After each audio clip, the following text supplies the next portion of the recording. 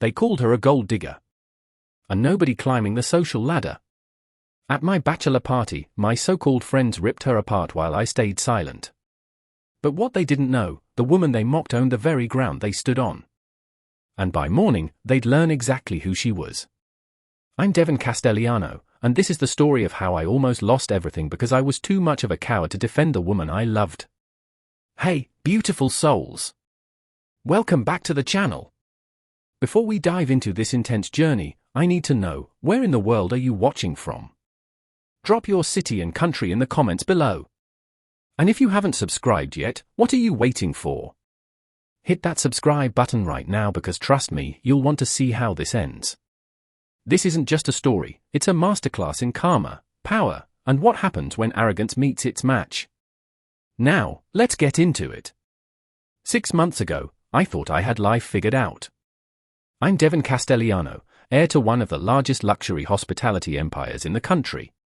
My family owns hotels, resorts, and casinos across 3 continents. I grew up in penthouses, summered in the Hamptons, and my circle of friends were all cut from the same expensive cloth: investment bankers, real estate moguls, corporate lawyers. We were the kind of people who never worried about getting a reservation because we owned the restaurants. Looking back now, I realize how shallow I was. How much I lived for appearances, for approval from people who never really cared about me. But at the time, that was my entire world. And then I met Michelle Bennett at a charity gala for children's hospitals, and everything changed. She wasn't like the women I usually met at those events. No designer gowns screaming for attention. No calculated networking. No name-dropping.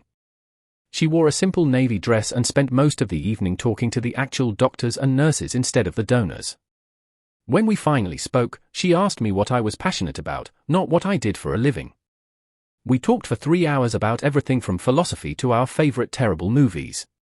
For the first time in my life, I felt like someone saw me as a person, not a trust fund with a face.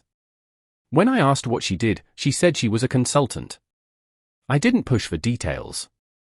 Honestly, I didn't care. I was falling for her laugh, her mind, the way she challenged me to think beyond my bubble. 3 months later, I proposed on a quiet beach at sunset. No photographers. No social media announcement. Just us. She said yes, and I thought I was the luckiest man alive. But then reality hit. My friends were ice cold about the engagement. Griffin Maguire, my best friend since prep school, raised an eyebrow and said, "Fast, don't you think?" Donovan Vance made jokes about not knowing her family. Tristan Bourne asked if I'd gotten a prenup yet, as if that was the first thing you think about when you're in love.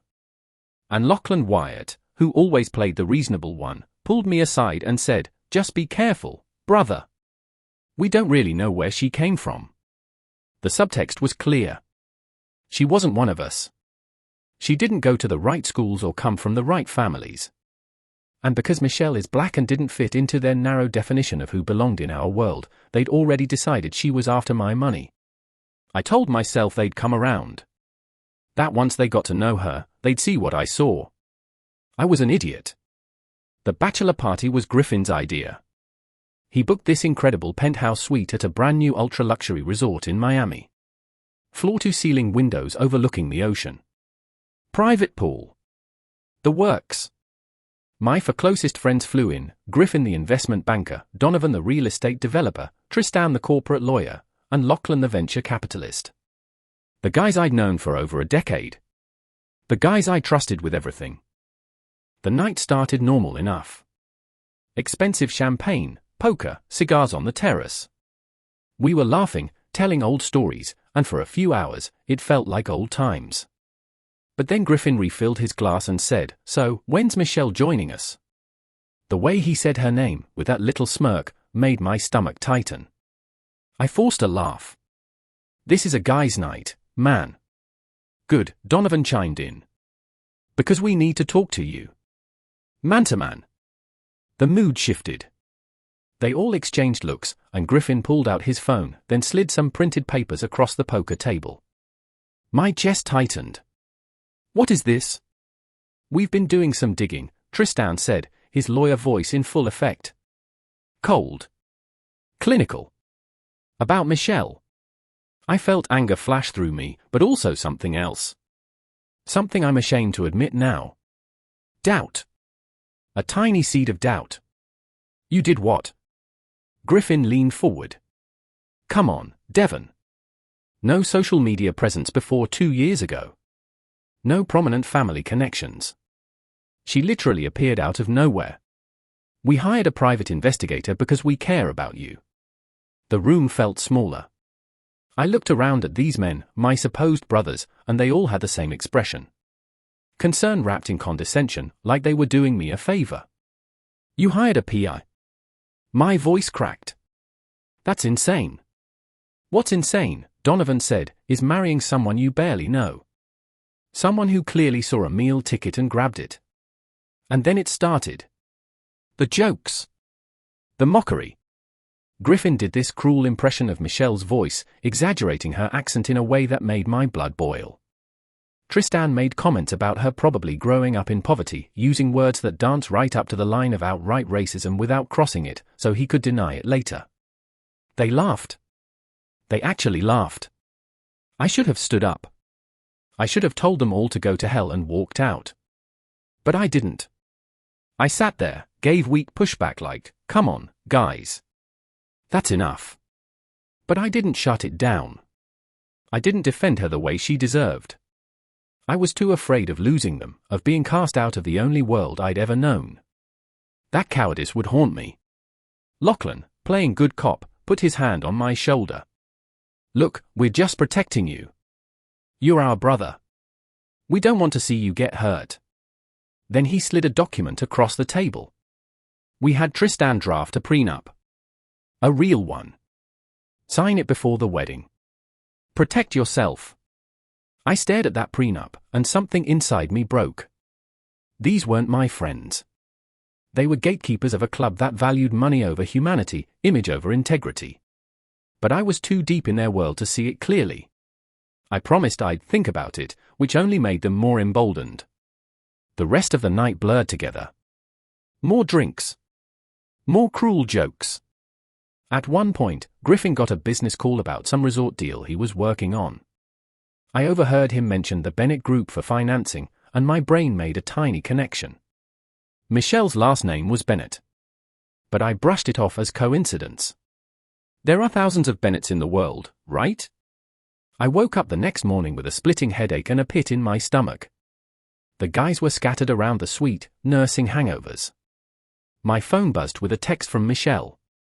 Good morning, my love. How was your night?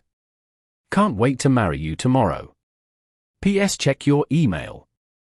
My heart sank. Something about that P.S. felt ominous. I opened my email, and there it was. Subject line, about last night. My hand started shaking before I even clicked it. It was a video compilation. Security footage with crystal clear audio. Every word my friends had said. Every joke. Every insult. Every racist comment disguised as concern. And me, sitting there, barely pushing back. Complicit through silence. I felt like I was going to throw up.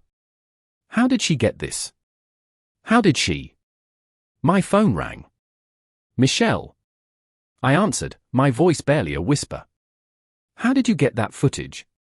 Her voice was calm. Too calm. The resort you're staying at? I own it. Well, technically my company does. Bennett Global Equity. You might have heard of it. The world stopped spinning. Bennett Global Equity. One of the largest private equity firms in the world. I'd read about them in the Wall Street Journal dozens of times. They owned hotels, resorts, healthcare networks, real estate portfolios worth billions. Michelle, you're the Michelle Bennett. I am. Net worth about $4.7 billion, last time Forbes checked. More than triple your family's fortune. Not that I'm keeping score. Her voice softened, but there was steel underneath it. But I never cared about that, Devon. I didn't fall for your money. I fell for the man who asked me about my favorite books instead of my net worth. The man who seemed different. Michelle, I'm so sorry. Are you sorry for their words, or sorry you didn't defend me? Her voice cracked just slightly, and that hurt more than any anger could have. I heard Michelle take a shaky breath on the other end of the line, and for the first time since I'd known her, she sounded vulnerable. I grew up with nothing, Devon, she said quietly. Single mother who worked 3 jobs. I put myself through state school on scholarships. Built my first investment firm at 24 with a $50,000 loan I paid back in 2 years. I closed my eyes, shame burning through me. I learned early that staying under the radar was my greatest advantage, she continued. The less people knew, the less they underestimated me. So I kept my profile low. No tabloids, no social media flexing. Just work. Just building something real. Why didn't you tell me? I asked, though I already knew the answer. Because I wanted to know if you'd love me for me. Not because I'm impressive to your world now. Her voice hardened. And I needed to know if you'd defend me when no one was watching, or if you'd protect your image instead. The silence between us felt like an ocean. The bachelor party was a test, Devon. My throat tightened. And I failed. Yes. You did. What does that mean for us? For the wedding. There was a long pause. Too long. I've made my decision, she said finally. But first, your friends have something coming this morning. Watch the news. The line went dead. I stumbled into the living room where the guys were sprawled out and turned on the financial news, my hands trembling. The breaking news banner flashed across the screen. Bennett Global Equity announces major portfolio restructuring. Griffin's phone rang first. Then Donovan's. Then Tristan's. All within minutes. I watched their faces change from confusion to panic to pure terror. Griffin was pacing, yelling into his phone. His investment bank had been working on a massive resort deal with financing from Bennett Group. The deal was cancelled overnight. $200 million in projected revenue, gone. His partners were screaming at him for making promises he couldn't deliver. Donovan collapsed onto the couch, his face grey. His entire real estate development hinged on a property lease owned by a Bennett subsidiary. The lease was terminated for breach of ethics clause. Apparently, that PI he hired had violated multiple privacy laws, and Michelle's lawyers had documented everything. Tristan was the worst to watch. His law firm represented several Bennett-owned companies. Every single contract pulled immediately. Then his managing partners discovered he'd leaked confidential client information trying to dig up dirt on Michelle. He'd be disbarred within the week. Lachlan just sat there, staring at his phone. His venture capital fund had been courting investment from Bennett Global for months. Not only was it rejected, Michelle sent a personal message through her representatives. Tell your fund to find integrity before seeking capital. In the VC world, that message spread like wildfire. Our group chat exploded with panic. Griffin, Devon, the resort. You brought us to her resort. Donovan, she heard everything. She owns this place. Tristan, who the hell is she? I typed one message. Michelle Bennett of Bennett Global Equity. Net worth for $0.7 billion. Then I left the group chat. I packed my bag while they screamed at each other and walked out of that penthouse without looking back. I drove straight to Michelle's address, a place I'd only been to once before. Not a mansion in some gated community, but a modest townhouse in a quiet neighborhood. That should have told me everything. She opened the door before I could knock, like she'd been waiting. I'm sorry, I said immediately. I should have defended you. I should have walked out the moment they started. I have no excuse. She studied me for a long moment, her dark eyes searching mine. Then she stepped aside to let me in. We sat in her simple, comfortable living room. No ostentatious displays of wealth. Just books, art, and photos of her and her mother, a woman with kind eyes and calloused hands. I didn't do this out of spite, Michelle said quietly. I did it because they were dangerous, Devon. Men like that don't just insult people. They scheme. That prenup Tristan drafted? It would have stripped me of my own assets through legal loopholes. They were never going to stop until they controlled everything, until they proved I was what they needed me to be. I felt sick. You protected yourself. I protected both of us. Because if we'd married and that prenup was enforced, my companies would have been vulnerable. And when men like Griffin realize they can't control you, they destroy you. She looked at me with those eyes that had first captivated me. But here's what I need to know, Devon. Are you here because I'm now impressive to your world? Because I have the power and status they respect? No, I said, and I meant it with everything in me. I'm here because I love you. Because you're brilliant and kind, and you challenged me to be better, and I failed that challenge. But I want to earn it back. I want to be the man you thought I could be. I pulled out my phone and showed her. I'd already posted a public statement cutting ties with all four of them, taking full accountability for my silence, defending her without reservation.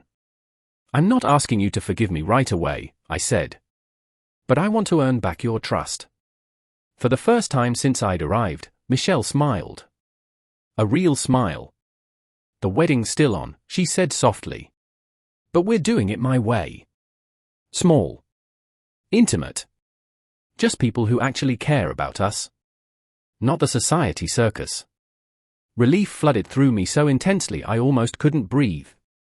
Anything, I whispered. Anything you want. 2 days later, I stood in a small garden waiting for my bride. The ceremony was nothing like what I'd imagined months ago. No grand cathedral. No 500 guests. No society photographers jockeying for position. Just 40 people who actually mattered. Michelle's mother sat in the front row, dabbing her eyes with a handkerchief. My parents were there too, and for the first time, they actually looked at Michelle. Really saw her. They'd apologized to her that morning, genuinely, and I watched my mother embrace her like a daughter. Some of my cousins came, the ones who'd always been real with me. Michelle's friends from college, from her early business days. People with substance. No Griffin. No Donovan. No Tristan. No Lachlan. That chapter was closed. When Michelle walked down the aisle in a simple ivory dress, the late afternoon sun caught her face just right, and I forgot how to breathe. She wasn't a trophy. She wasn't a conquest. She wasn't a mystery to be solved. She was my equal. My partner. The woman who taught me that real power doesn't need to announce itself, and real love doesn't ask you to shrink to fit in. In my vows, I promised to always defend her. To never let fear of losing status make me lose myself. To be worthy of the faith she'd placed in me by giving me a second chance. In her vows, she promised to always challenge me. To never let me settle for comfort over courage. To build a life based on respect, not rescue. We kissed as husband and wife, and I felt like I'd been given something I didn't deserve but would spend the rest of my life earning. The reception was intimate, held in Michelle's townhouse garden. String lights. Home-cooked food. Laughter that felt genuine instead of performative. I was talking with Michelle's college roommate when my phone started buzzing. Repeatedly. I pulled it out and my stomach dropped. Unknown number, Devon, it's Griffin. Please. We need to talk. Unknown number, this is Donovan. Man, you have to help us. Call Michelle off. Unknown number, Devon, it's Tristan. This has gone too far. We're sorry, okay? Just make her stop. I was about to silence my phone when one more text came through. Unknown number, it's Lachlan. You need to see this. Check the news. Now. Michelle appeared at my side, her hand slipping into mine. They're reaching out, aren't they? How did you? Because they just realized it gets worse. She pulled out her own phone and showed me. Another breaking news alert. Federal investigation launched into Castellano Hospitality Group for tax fraud and money laundering. My blood ran cold. What is this? Michelle's expression was unreadable. Your friends weren't just coming after me, Devon. They were building a case to discredit you too. Griffin had already started planting evidence that you were using your family's company for illegal financial schemes. They were going to frame you, take you down, and position themselves to acquire Castellano assets at bankruptcy prices. I felt like the ground had disappeared beneath me. I found their emails, she continued quietly. Their plans. Everything.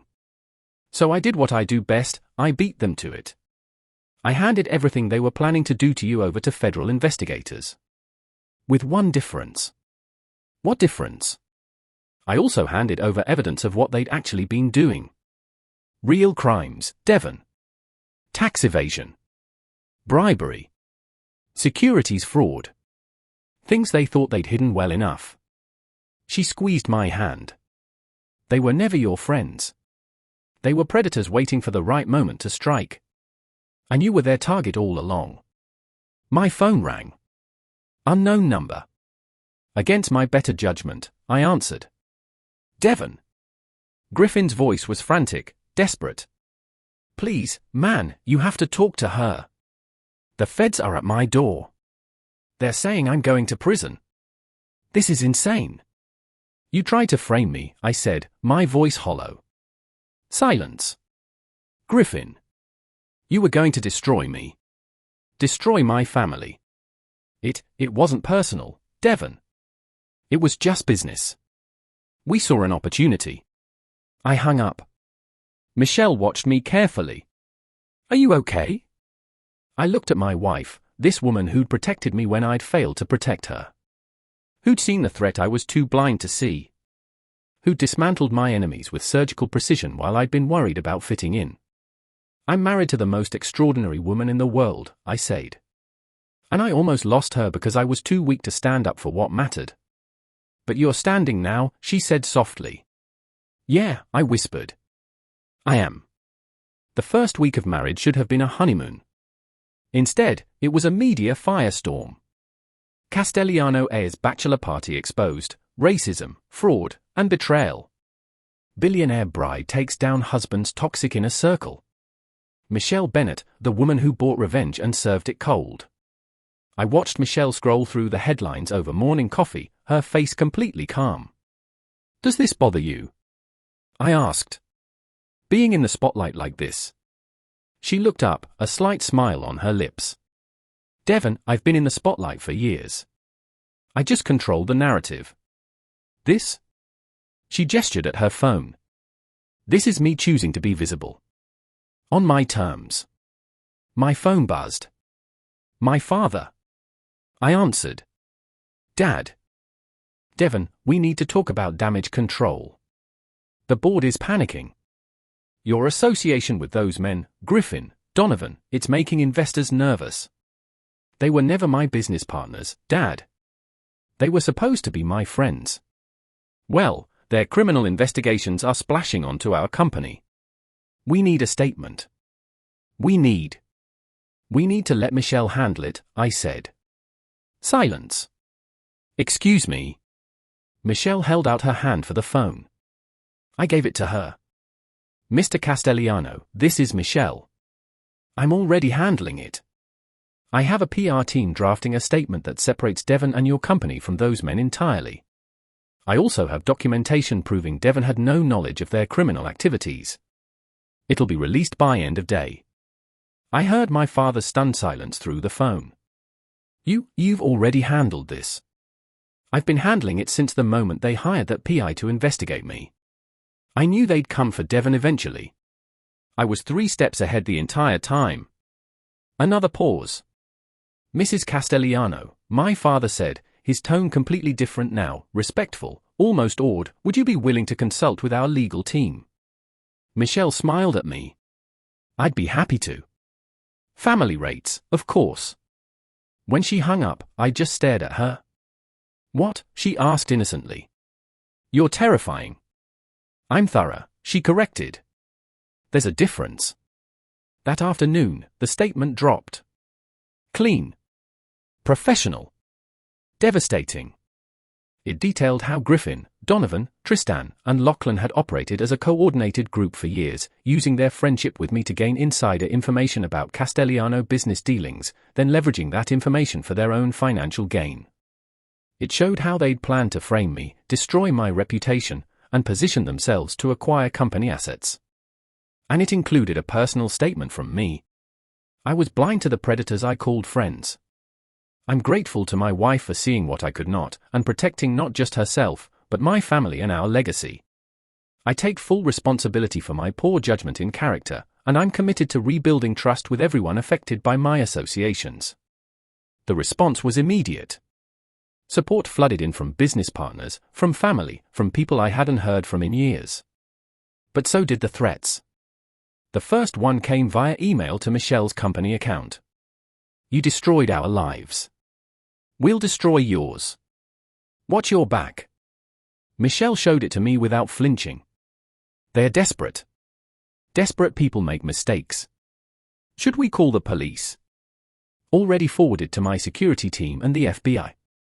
These threats will only add to their charges. I pulled her close. I hate that you're dealing with this because of me. She kissed me softly. Devon, I've dealt with worse from people who had less reason to hate me. I'm a black woman who built $1 billion empire from nothing. You think this is my first death threat? The casual way she said it made my chest tighten. How do you live like this? You build walls where you need them, and you keep the people who matter inside those walls. She touched my face. You're inside my walls now. That means I protect you the same way I protect myself. Ruthlessly. 2 days later, Lachlan showed up at our door. Not threatening. Not angry. Broken. Michelle's security stopped him at the gate, but I saw him on the camera monitor. He looked like he'd aged 10 years. Unshaven. Hollow-eyed. Let him in, I said. Michelle raised an eyebrow. You sure?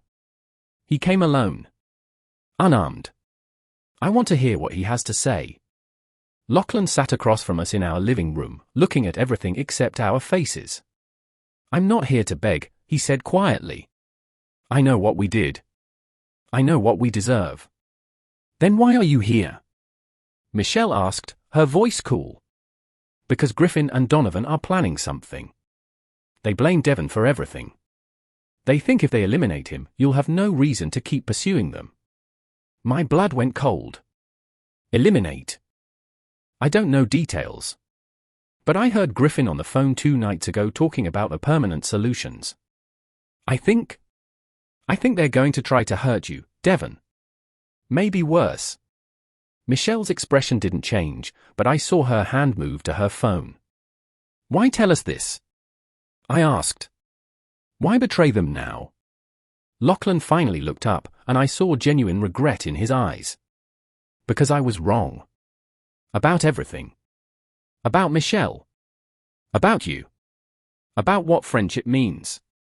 He swallowed hard. I deserve what's coming to me. But you don't deserve what they're planning. Michelle made a call, spoke quietly in another language, I think it was Mandarin, then hung up. My security team is already on it, she said. If Griffin or Donovan make a move, they'll be intercepted. Lachlan nodded slowly, then stood. I'm turning myself in tomorrow. Cooperating fully with investigators. It won't erase what I did, but maybe it'll mean something. I walked him to the door. Lachlan. He turned. Thank you. For this, at least. He nodded, and I saw tears in his eyes. I'm sorry, brother. For all of it. Then he was gone. Michelle came up beside me, slipping her hand into mine. Do you believe him? She asked. Yeah, I said. I do. Good. Because my team just confirmed Griffin purchased a handgun 3 days ago. Legally, but the timing is concerning. Fear spiked through me. Michelle. Don't worry, she said, her voice steel wrapped in silk. They won't get within 100 yards of you. Or me. She pulled out her phone and showed me a security briefing. Detailed surveillance. Griffin's movements tracked. Donovan's communications monitored. How long have you been watching them? Since the bachelor party, she said simply. I told you, Devon. I'm always 3 steps ahead. The call came at 2 in the morning. I jerked awake to Michelle already on her phone, speaking in rapid, clipped sentences. Where? How many? Contain them. Nobody gets hurt, but nobody leaves either. She hung up and turned to me, her eyes sharp despite the hour. Griffin and Donovan just broke into your parents' estate. My heart stopped. What? They're safe. My security team has been stationed there since Lachlan's warning. Your parents are locked in the panic room. Griffin and Donovan are currently surrounded in the foyer. I was already out of bed, pulling on clothes. We need to stay here, Michelle said firmly. This is what they want, Devon. To draw you out. To get you emotional and reckless.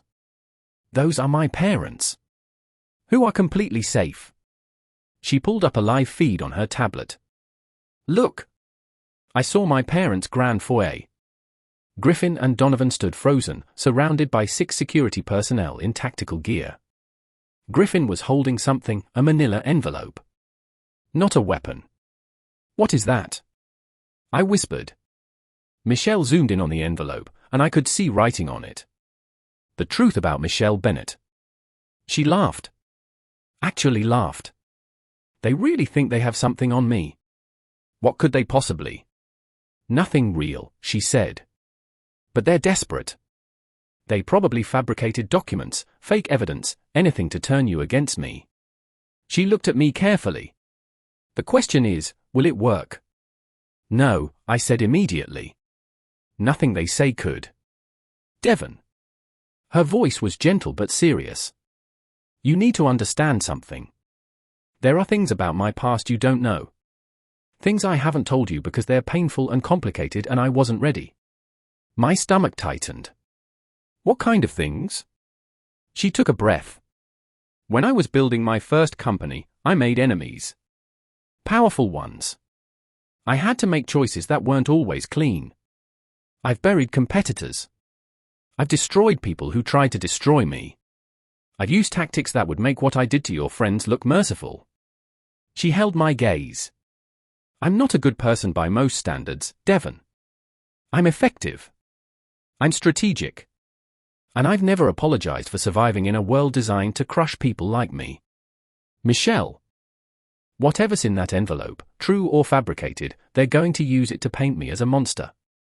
As someone who manipulated you, used you, and is now controlling you. She touched my face. So I need you to decide right now, before we see what they have, do you trust me? Not the version of me you want to believe in. The real me. The one who's capable of things that might scare you. I thought about everything I'd seen. Her precision.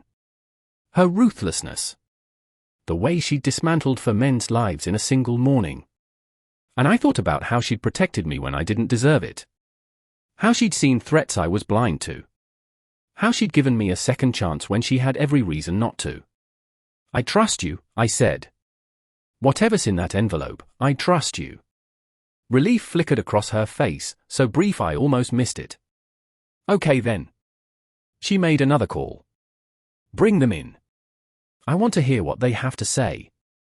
20 minutes later, Griffin and Donovan sat in our living room, flanked by security. Griffin looked manic, triumphant. Donovan just looked exhausted.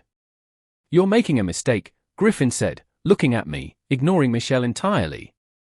She's not who you think she is. I know exactly who she is, I said coldly. Do you? He threw the envelope on the coffee table. Read it. Read who you really married. Michelle picked up the envelope calmly, opened it, and scanned the contents. Then she laughed again. That same genuine, amused laugh. Oh, Griffin. You really went with the offshore accounts angle? That's your smoking gun. She tossed the papers to me. I skimmed them, documents allegedly showing Michelle hiding money in offshore tax havens, fabricated emails about bribing government officials, photoshopped images of her meeting with known criminals. It was all so obviously fake. This is pathetic, I said. It doesn't matter if it's real. Griffin exploded. Once this hits the media, once people start asking questions, her reputation is done. Her business partners will distance themselves. Her deals will collapse. And you, Devon, you'll be associated with a criminal. Michelle stood slowly, and something in her energy shifted. The room got colder. Griffin, do you know what the difference is between you and me? He glared at her, silent. You think power is about image? About perception? About controlling what people think of you? She walked toward him, and I saw him actually lean back. I learned a long time ago that real power is about options. About always having more cards to play than your opponent knows exist. She pulled out her phone and projected something onto our TV screen. It was footage. Security camera footage from inside a bank. Griffin's face went white. This is from 3 weeks ago, Michelle narrated calmly. That's you, meeting with your accountant, discussing how to hide assets before the federal investigation froze your accounts. That's a felony, by the way. Obstruction of justice. She swiped to another video. This is Donovan, meeting with a known money launderer in the Cayman Islands. Also a felony. Another swipe. This is both of you, yesterday, purchasing fake passports. Federal agents are very interested in flight risks. Griffin stood abruptly. You're surveilling us? That's illegal. Actually, no. You broke into multiple properties I own over the past week. Every single one has legal surveillance. You were recorded committing crimes on my property. She smiled. I didn't have to lift a finger. You did this to yourselves. Donovan put his head in his hands. It's over. Griffin, it's over. Shut up. Griffin turned on him. She's bluffing. She has to be. I'm not, Michelle said simply. And here's what happens next. You're both going to be arrested tonight. Not just for the original charges, but for breaking and entering, attempted extortion, and obstruction of justice. You'll be denied bail because of the flight risk. And you'll spend the next 15 to 20 years in federal prison. She paused. Unless. Griffin's eyes lit up with desperate hope. Unless what? Unless you both cooperate fully with investigators. Provide evidence against every corrupt contact you have. Name names. Expose the entire network of fraud you've been part of for years. And then? Then maybe, you get reduced sentences. Minimum security. Out in 7 to 10 instead of 20. She looked at them both with something almost like pity. You came here thinking you had leverage. Thinking you could destroy me to save yourselves. But you never had power, Griffin. You just had proximity to it. And now even that's gone. Police sirens wailed in the distance, getting closer. Those are federal agents, Michelle said. They've been waiting for my signal. You have 30 seconds to decide. Cooperate, or don't. Either way, you're done. Donovan broke first. I'll cooperate. I'll tell them everything. Griffin looked at him with pure hatred. You coward. I'm tired, Griffin. Donovan shouted. I'm tired of the schemes and the lies and trying to keep up with people like her. He pointed at Michelle. She's smarter than us. She always was. And I'm done pretending otherwise. The agents knocked on the door. Michelle's security let them in. As they cuffed Griffin and Donovan, Griffin looked at me one last time. She'll destroy you too, he hissed. That's what she does. She destroys everything she touches. I walked up to him, close enough to speak quietly. No, Griffin. That's what you do. Michelle builds. She protects. And she only destroys people who deserve it. I stepped back. And you definitely deserved it. After they were gone, after the police left, after the house was quiet again, Michelle and I sat together on the couch. Are you okay? She asked. I should be asking you that. I'm fine. I've handled worse. I pulled her close. That thing you said earlier. About not being a good person. Yeah? I don't need you to be good by their standards. I need you to be real. And you're the realest person I've ever known. She kissed me deep and long.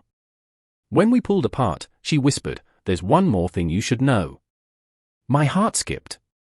What? Lachlan wasn't the only one who warned us. I had an inside source. Someone who's been feeding me information about Griffin and Donovan's plans from the beginning. Who? She showed me her phone. An email from someone named T. Born. Tristan. He's been cooperating with investigators for 2 weeks, Michelle said. Gave up everything in exchange for immunity. He was the one who told me about the fake documents, the break-in plan, all of it. Why would he? Because unlike Griffin, Tristan is smart enough to know when he's beaten. And he's betting that cooperation now will mean career opportunities later. Once this is all over. Will you give him that chance? Michelle considered. Maybe. If he earns it. People can change, Devon. You're proof of that. She stood, pulling me up with her. Come on. We have a life to live. And I'm done letting your past control our future. For 3 weeks, life was perfect. Michelle and I fell into a rhythm. Morning coffee together. Working side by side, she taught me about real business strategy, not the surface-level stuff I'd learned in my insulated world. Evenings cooking dinner, talking about everything and nothing. I was learning who she really was. Not the billionaire. Not the strategist. Just Michelle, the woman who ugly cried at animal rescue videos, who had a terrible singing voice but sang anyway, who fell asleep reading business journals. I'd never been happier. Then my mother called. Devon, we need to talk. In person. It's about Michelle. The tone in her voice made my stomach drop. I met my parents at their estate. My father sat in his study, looking older than I'd ever seen him. My mother's eyes were red. What's going on? I asked. My father slid a folder across his desk. This came from our lawyers. From the due diligence team reviewing a potential merger. I opened it. Financial records. Michelle's company. Pages and pages of transactions. I don't understand what I'm looking at. Michelle's company has been systematically acquiring shares of Castellano Hospitality, my mother said quietly. Small amounts. Through shell corporations. Over the past 8 months. My heart stopped. 8 months. That's before I even met her. Look at the timeline, Devon. My father pointed to highlighted dates. She started acquiring our stock 2 months before that charity gala. The one where you randomly met. No. She positioned herself at that event, my mother continued, her voice breaking. The seating arrangements, the donor list, she paid to be placed near you. It wasn't chance, sweetheart. It was calculated. I felt sick. She currently owns 23% of our company through various entities, my father said. With the voting rights of the board members she's quietly influenced, she effectively controls Castellano Hospitality. The room spun. Your friends were wrong about a lot of things, my mother said. But they were right about one. She was after something. Just not your money. She was after our entire company, my father finished. I drove home in a daze. It couldn't be true. Michelle loved me. She'd proven it. She'd protected me. But the evidence. I walked into our townhouse. Michelle was in the kitchen, cooking. She smiled when she saw me. Hey, you're home early. I'm making that pasta you, she stopped, seeing my face. What's wrong? I put the folder on the counter. She looked down at it, and something flickered across her face. Not surprise. Recognition. When were you going to tell me? My voice cracked. She closed her eyes. Devon. You started buying my family's company before you met me. You engineered our meeting. This whole thing, it was just a business strategy. No. She stepped toward me. That's not, it's more complicated than. Did you love me? I demanded. Or was I just a useful idiot who gave you access to everything you wanted? I love you, she said, and tears filled her eyes. Devon, I love you. That's real. But the rest of it? The acquisition? The timing? She took a shaky breath. Yes. I started positioning to acquire Castellano before I met you. But not for the reasons you think. Then explain it to me. Your company was being gutted from the inside, she said. Board members taking kickbacks, executives embezzling, your parents too trusting to see it. In 5 years, Castellano would have collapsed. I was trying to save it. By taking it over. By stabilizing it. By removing the corruption before it destroyed everything your family built. And you didn't think to just tell me?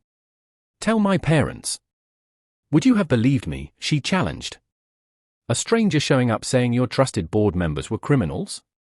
Or would you have done what you did with your friends, trusted the people you'd known longest, even when they didn't deserve it? I had no answer. I was going to tell you, she said desperately. After the wedding, I was going to reveal everything and offer to transfer the shares back. But then the bachelor party happened, and Griffin's scheme, and everything got so complicated. Convenient timing, I said bitterly. She flinched like I'd hit her. Devon, please. You know me. You know I wouldn't. I don't know anything anymore. I shouted. Every time I think I understand who you are, there's another layer. Another secret. Another manipulation I didn't see coming. It's not manipulation when I'm trying to protect people. You don't get to decide what people need protection from. I was shaking. You don't get to play God with everyone's lives. Silence fell between us. Michelle wiped her eyes. What do you want me to do? I don't know, I whispered. I need space. I need to think. Devon. Please. I couldn't look at her. I need to be alone. I stayed at a hotel that night. Then another night. Then another. My phone filled with messages from Michelle. Voicemails I couldn't bring myself to listen to. Texts I read but didn't answer. Michelle, I'm sorry. I should have told you from the beginning. Michelle, please let me explain everything. There's so much you don't know. Michelle, I love you. That was never fake. My mother called. We're filing an injunction to block her from exercising voting rights. The lawyers think we have grounds based on fraud. Do what you need to do, I said numbly. Devon, are you okay? I married someone I don't actually know, Mom. So no. I'm not okay. On the 5th night, there was a knock on my hotel room door. I opened it expecting room service. It was Lachlan. What are you doing here? Michelle called me, he said. She's worried about you. Asked me to check if you were safe. She sent you. I know. Ironic, right? He looked sober, clear-eyed. Different from the last time I'd seen him. Can I come in? Against my better judgment, I let him. I'm not here to defend her, Lachlan said. I'm here because I need to tell you something I should have told you weeks ago. What? The reason Michelle started investigating Castellano in the first place. He pulled out his phone, showing me an email chain. Griffin hired her company to do it. 2 years ago. He was planning a hostile takeover and wanted intelligence. My blood went cold. She figured out what he was planning and refused the contract. But she'd already seen the corruption in your company. So she started her own quiet acquisition, not to take over, but to block Griffin from doing it. He showed me more emails. Financial projections. Griffin's entire strategy laid out. If Michelle hadn't bought those shares, Griffin would have. And he would have bankrupted Castellano just to strip the assets and sell them off. Your family would have lost everything. I sat down heavily. She's been protecting you since before you even knew her name, Lachlan said quietly. And yeah, she should have told you. But Devon, she saved your family's legacy. Griffin was 6 months away from executing his plan when Michelle blocked him. How do you know all this? Because I was supposed to help him finance it, Lachlan admitted. That's how deep we were in. That's how corrupt we'd become. He stood to leave. I'm testifying against Griffin next week. Full cooperation. And after that, I'm leaving the country. Starting over somewhere I can't hurt anyone else. At the door, he turned back. Michelle Bennett is a lot of things. Ruthless. Strategic. Sometimes scary as hell. But she's not a liar, Devon. And she's not a user. She's a protector. And you're the person she chose to protect most. Then he was gone. I sat in that hotel room staring at the emails for hours. Everything Michelle had done, it all made sense now. Terrible, complicated, painful sense. She'd been fighting a war I didn't even know was happening. And I'd abandoned her the moment things got hard. Just like I'd abandoned her at the bachelor party. I grabbed my keys and drove home, my heart pounding. The townhouse was dark when I arrived. Empty. A note on the kitchen counter in Michelle's handwriting. Devon, I've transferred all Castellano shares to a trust in your parents' names. No strings. No conditions. It was always meant to be theirs. I'm sorry I didn't do it sooner. I'm sorry for all of it. I'll have my lawyers send the divorce papers. You deserve someone whose love isn't so complicated. M. Divorce papers. No. No. I called her phone. Voicemail. I called her office. Mrs. Castellano is unavailable. I called her mother. She said she needed time alone, Devon.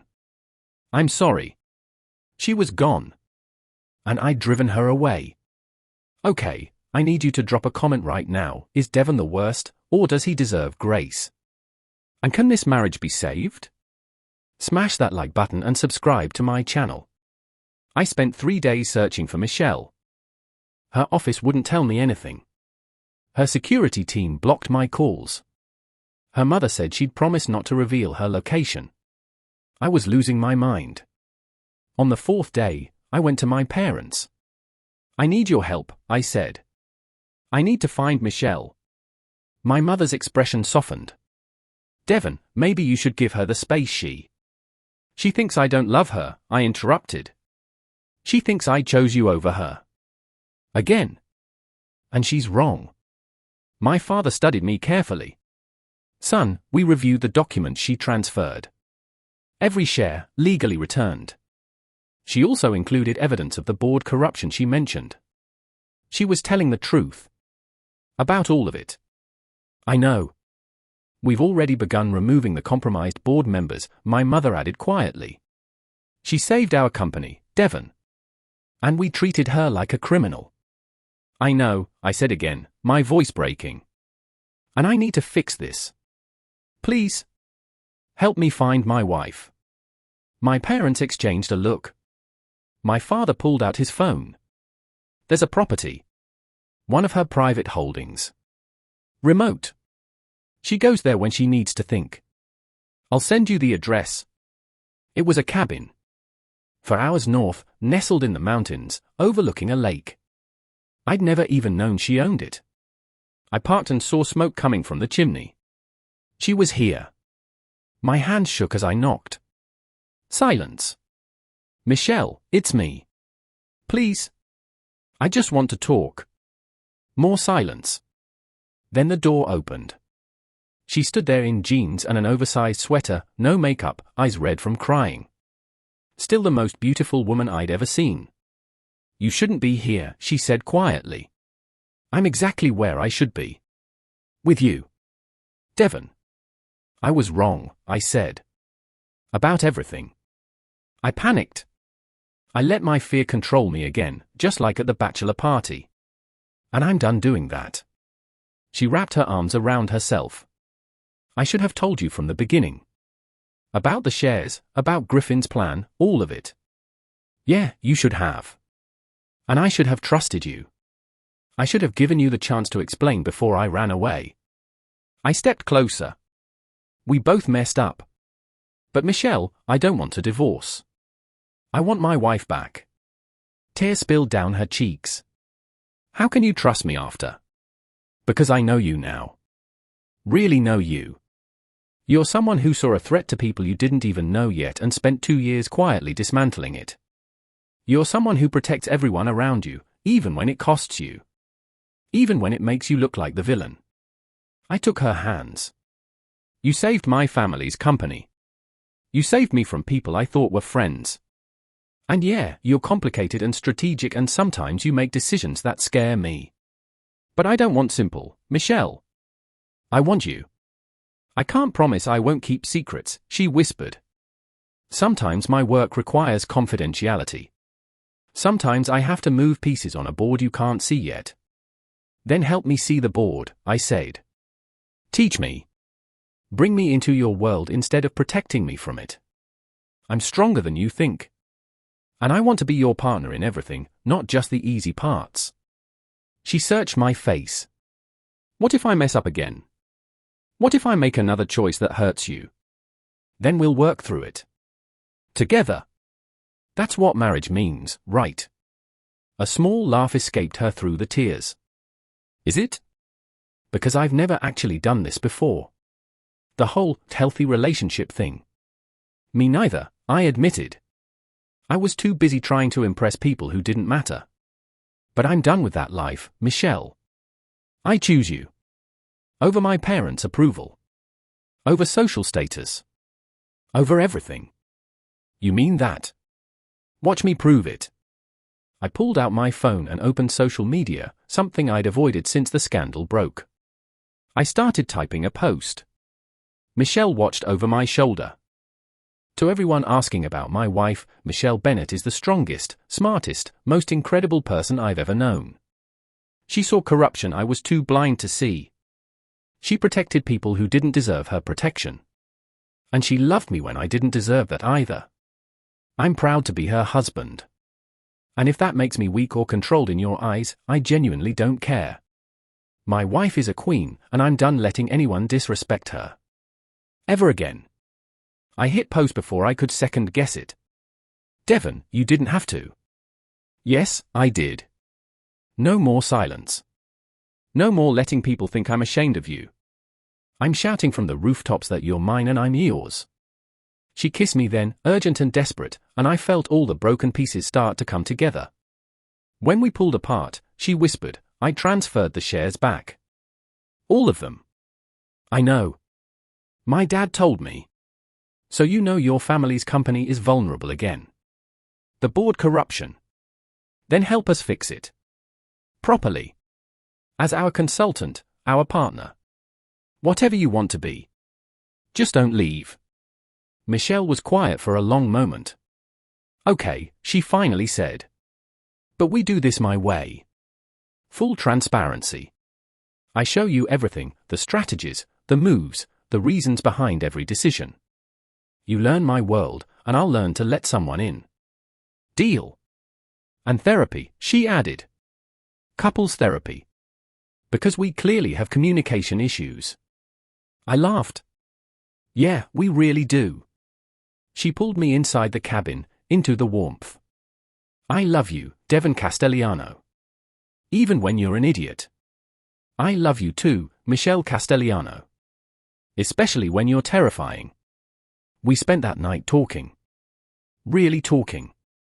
She showed me files, explained strategies, walked me through every decision she'd made regarding my family's company. I told her about my fears, my insecurities, the pressure I'd felt my whole life to be someone I wasn't. By dawn, I understood her better than I ever had. And she understood me. We're going to be okay, she said as the sun rose over the lake. Better than okay, I promised. We're going to be extraordinary. We drove back to the city together the next morning. Michelle held my hand the entire drive, like she was afraid I'd disappear if she let go. There's something we need to do, she said as we pulled into the city. Together. What's that? Face the final piece. Griffin's trial starts tomorrow. The prosecutor wants me to testify. My jaw tightened. After everything he tried to do. Which is exactly why I need to face him. And I need you there with me. The courthouse was swarmed with media. Billionaire bachelor party scandal goes to trial. Michelle Bennett to testify against former friends. Michelle squeezed my hand as we walked through the crowd, cameras flashing. This time, I didn't let go. I didn't hide. Inside the courtroom, I saw Griffin for the first time since that night. He looked hollow. Broken. Nothing like the confident predator I'd known. When he saw Michelle and me enter together, his face twisted with rage. Still playing her puppet, he shouted before his lawyer silenced him.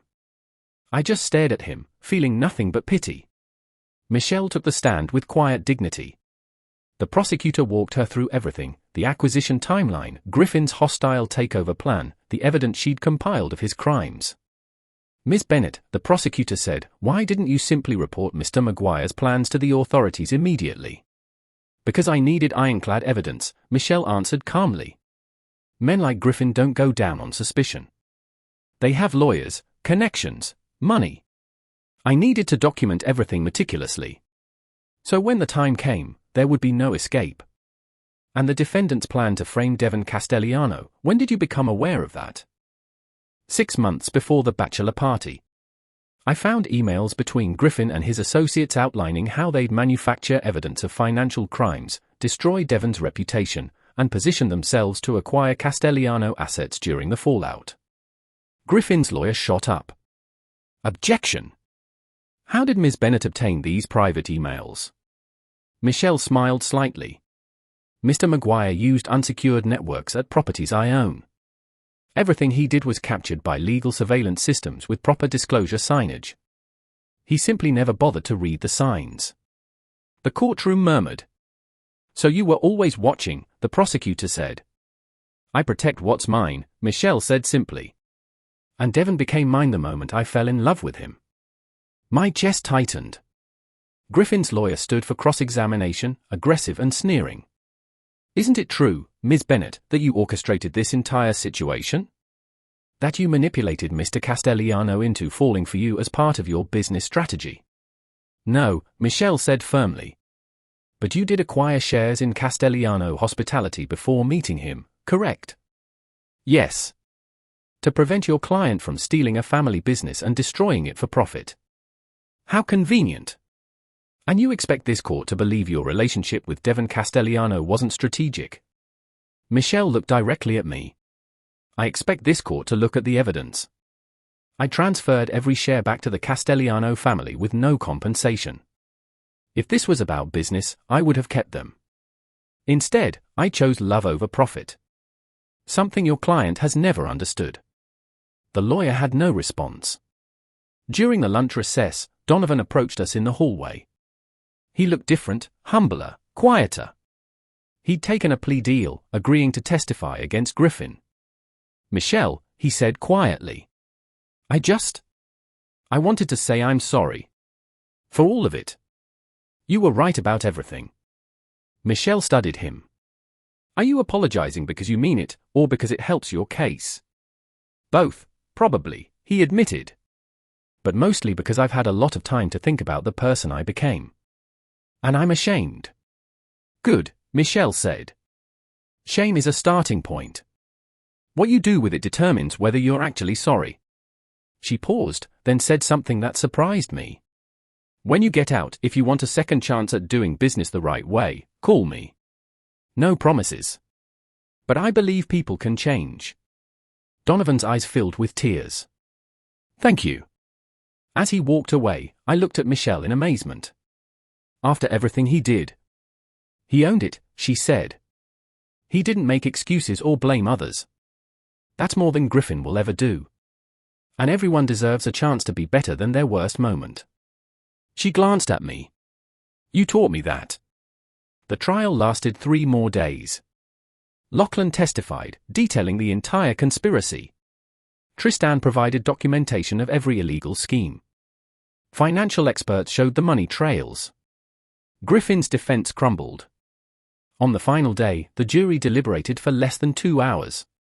Guilty on all counts. Griffin's face went white as the judge read the sentence: 23 years in federal prison, no possibility of parole for 15. As they led him away, he looked at me one last time. Not with rage anymore.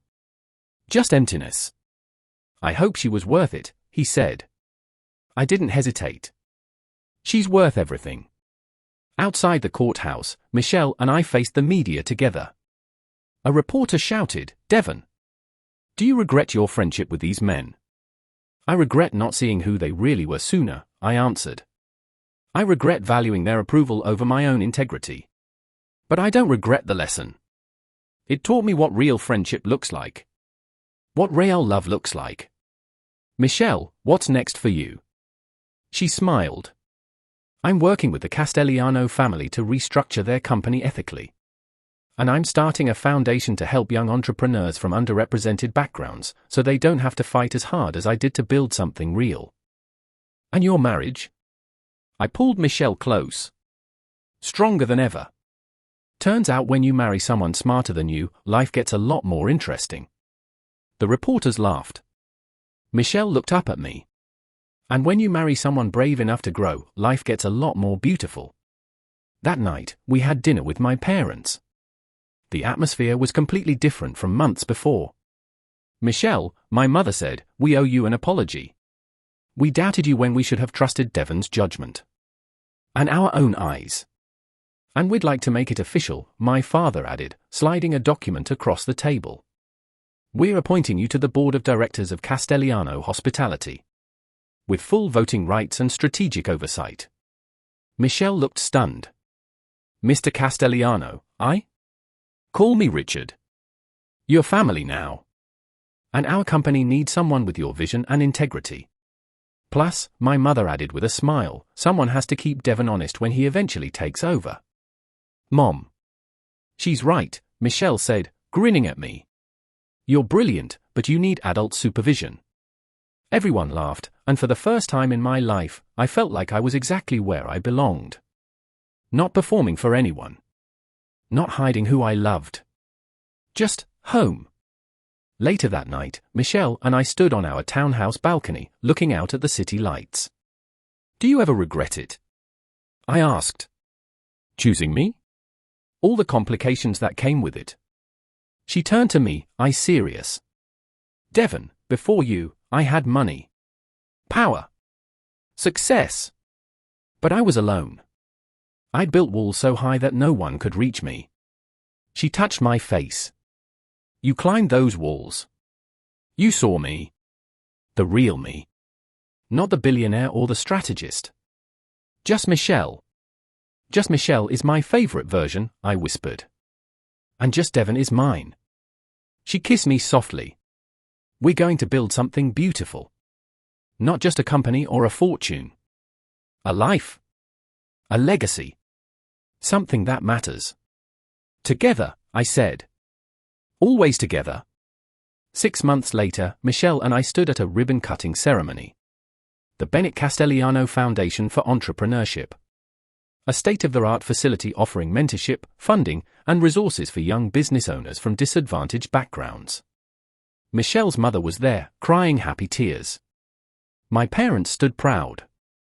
And in the crowd, I spotted a familiar face. Lachlan. He caught my eye and nodded, a silent acknowledgement of how far we'd all come. After the ceremony, he approached. I'm working at a non-profit now, he said. Financial literacy education for underserved communities. Trying to undo some of the damage I caused. That's good, Lachlan, I said genuinely. I don't expect forgiveness, he added quickly. I just wanted you to know I'm trying. Michelle stepped forward. Trying is how we start. Keep going. He smiled, grateful, and walked away. Think he'll make it? I asked Michelle. Maybe. Time will tell. But he's doing the work. That's what matters.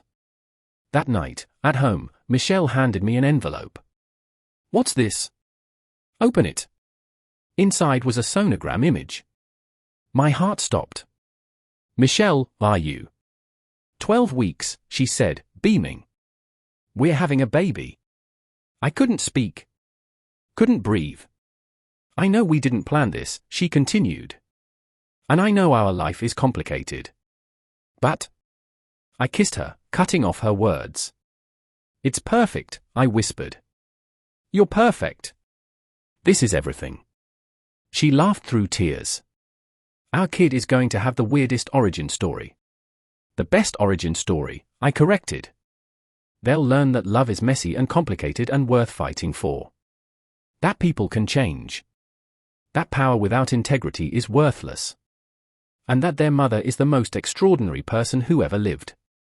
Michelle rested her head on my chest. And they'll learn that their father was brave enough to choose love over everything else. Twice. We stood there, holding each other, holding our future. I'd lost friends who were never really friends. But I'd gained a partner, a purpose, and a life I never knew I needed.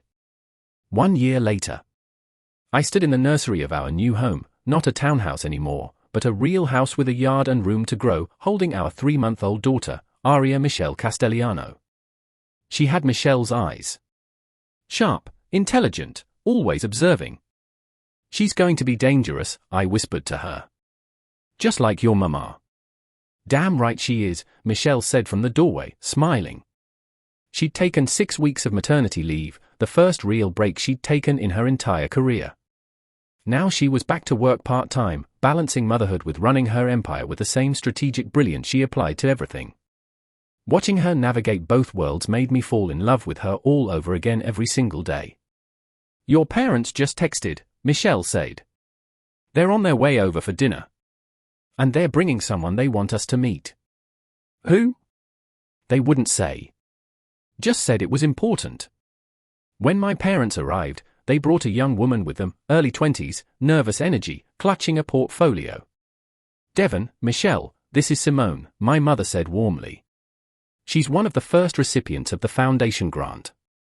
Simone's eyes went wide when she saw Michelle.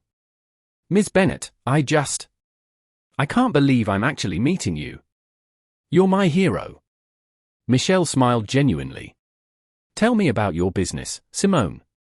I'm developing an app for food rescue, connecting restaurants with excess food to community organizations that feed people experiencing homelessness. I grew up in shelters, so this is personal. Michelle's expression softened. That's beautiful work. What's your biggest challenge right now? Scaling. I have the technology, but I need distribution partnerships and... Send me your business plan, Michelle said immediately. I know some people. We'll get you connected. Simone looked like she might cry. You do that? That's what the foundation is for. And Simone? Michelle touched her shoulder. You're going to do extraordinary things. I can see it. After Simone left, practically floating, my father pulled me aside. Your wife is remarkable, son. I know. The company is thriving under her guidance. Our ethical restructuring has actually increased profits because partners trust us now. And that foundation, it's changing lives. He paused, emotion in his voice. I'm sorry it took me so long to see what you saw in her. She's not just brilliant. She's good. Truly good. She's everything, I said simply. That night, after my parents left and Aria was asleep, Michelle and I sat in our backyard under the stars. Do you ever think about that bachelor party? She asked quietly. About how differently things could have gone. Sometimes, I admitted. If you hadn't owned that resort, if you hadn't seen what they said, if I'd signed that prenup. We would have found our way eventually, Michelle said. I believe that. Maybe it would have taken longer. Maybe it would have been messier. But I think we were always meant to find each other. You really believe in fate? I believe in people choosing each other. Again and again. Even when it's hard. She looked at me. You chose me at that courthouse. In front of everyone. That's when I knew we'd make it. I should have chosen you at the bachelor party. You chose me eventually. That's what matters. She squeezed my hand. And you've chosen me every day since. That's not nothing, Devon. I pulled her close. I got an email today. From Donovan. Oh. He's been out for 2 months. Working construction. Sober. Going to therapy. He asked if we'd be willing to meet with him. Not for forgiveness, just to show us he's serious about changing. What did you say? I said I'd ask you. Michelle was quiet for a moment. I think we should meet him. Not to become friends again. But to acknowledge that people can rebuild. Aria should grow up seeing that. That people deserve second chances. That people deserve the opportunity to earn second chances. There's a difference. We met Donovan at a coffee shop 2 weeks later. He looked completely different. Thinner. Tired. but there was something in his eyes that hadn't been there before: humility. "Thank you for meeting me," he said. "I know I don't deserve even this." "You're right," Michelle said directly. "You don't. But we're here anyway." "I've been working with young men coming out of incarceration," Donovan explained. "Teaching financial literacy, helping them understand contracts so they don't get exploited. It's the least I can do." "That's good work," I said. "It doesn't erase what I did. To you, to your family, to all the people I hurt over the years." He looked at Michelle. "But I wanted you to know I'm trying to be better than the worst version of myself." Michelle studied him carefully. "I've been where you are, Donovan. Not prison, but rock bottom in a different way. Alone. Ashamed. Wondering if I'd ever be more than my mistakes." She pulled out a business card. "This is the contact for our foundation's business mentorship program. If you're serious about rebuilding, about doing things right this time, apply. No guarantees. You'll go through the same process as everyone else. But if you're truly committed to change, we'll give you the tools." Donovan took the card with shaking hands. "I don't know what to say." "Don't say anything," Michelle told him. "Just do the work. Show us through action, not words." As we left, I asked Michelle, "Do you really think he can change?" "I think anyone can change if they want it badly enough. Whether he wants it enough, time will tell." 6 months later, I was giving a keynote speech at a business conference.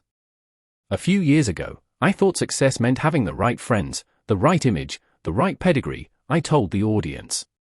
I was wrong about everything. Real success is choosing integrity over comfort. It's loving someone brave enough to challenge you. It's building something that matters more than your bank account. My wife taught me that power without purpose is empty.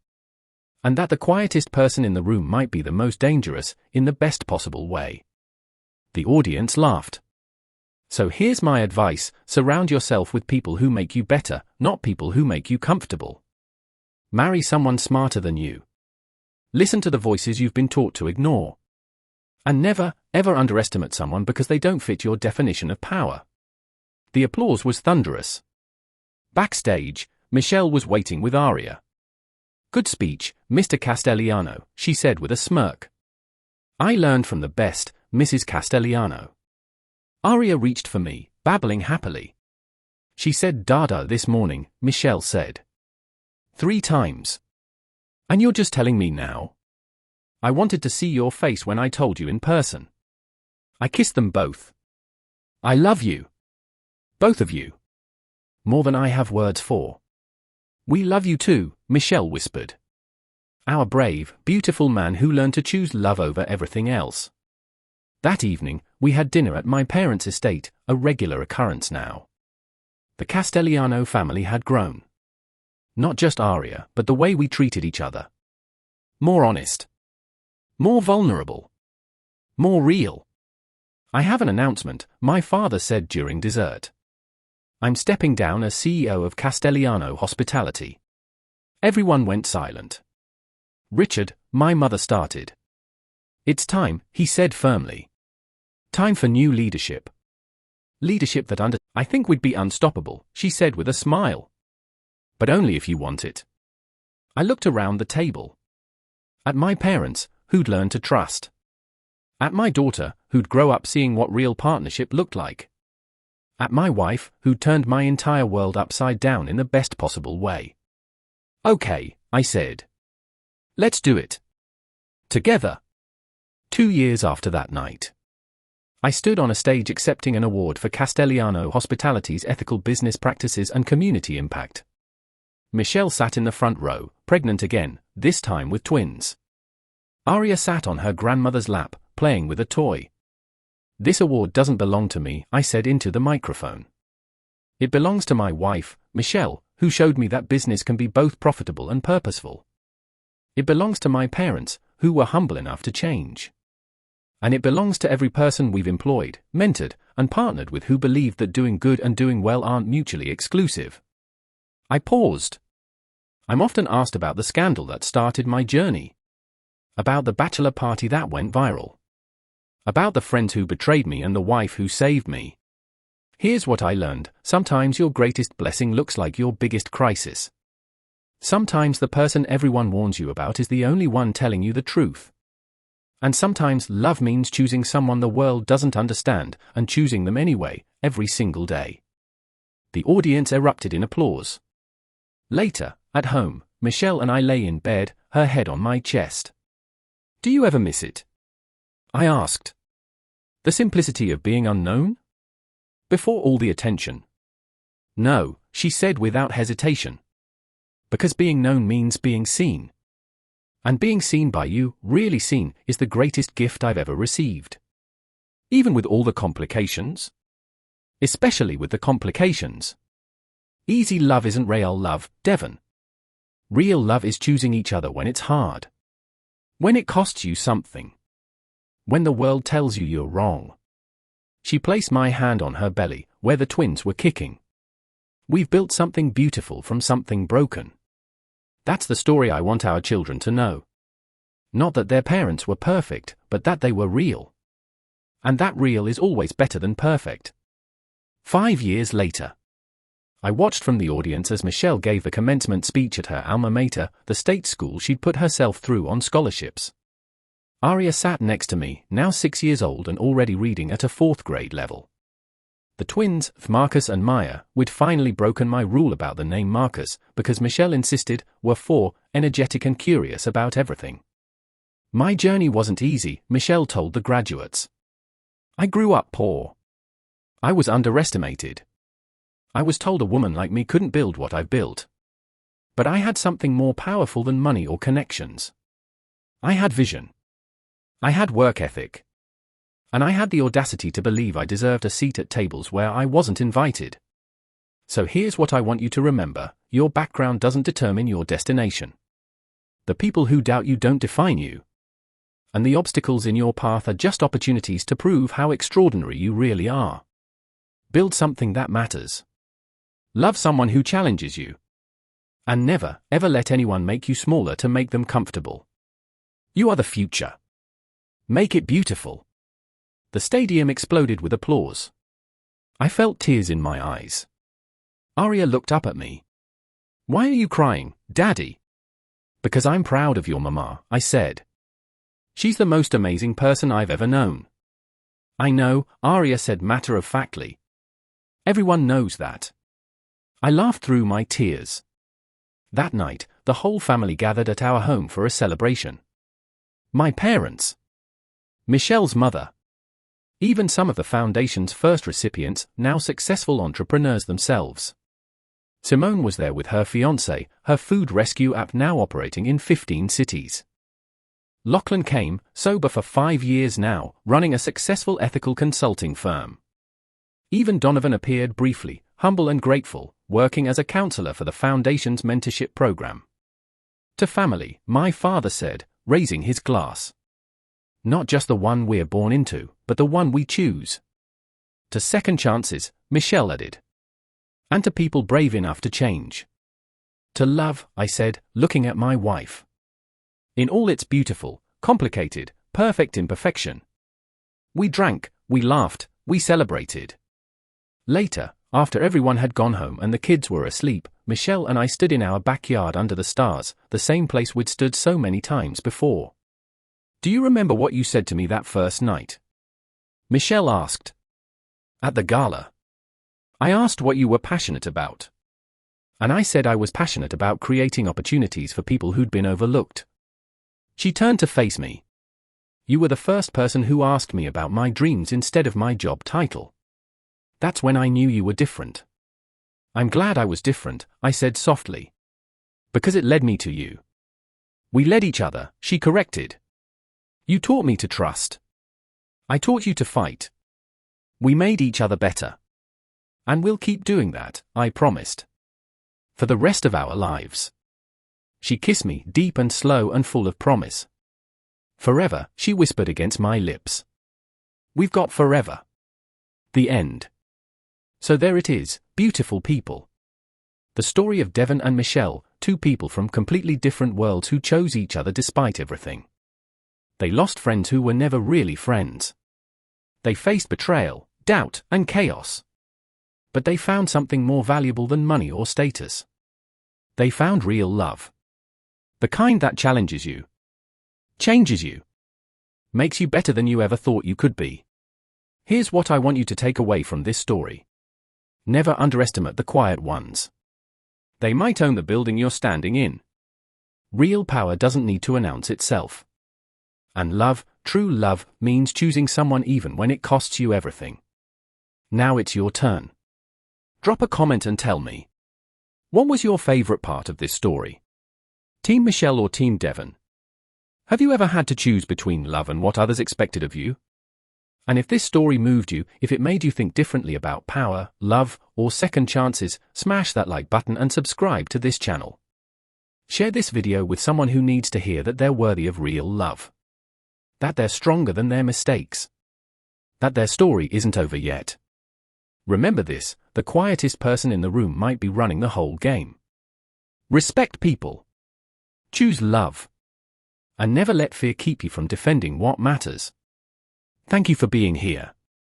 Thank you for listening. Thank you for being part of this journey. Drop your city in the comments so I know where my incredible viewers are watching from. Until next time, choose love, choose growth, and choose to be extraordinary. Peace. Sparkles.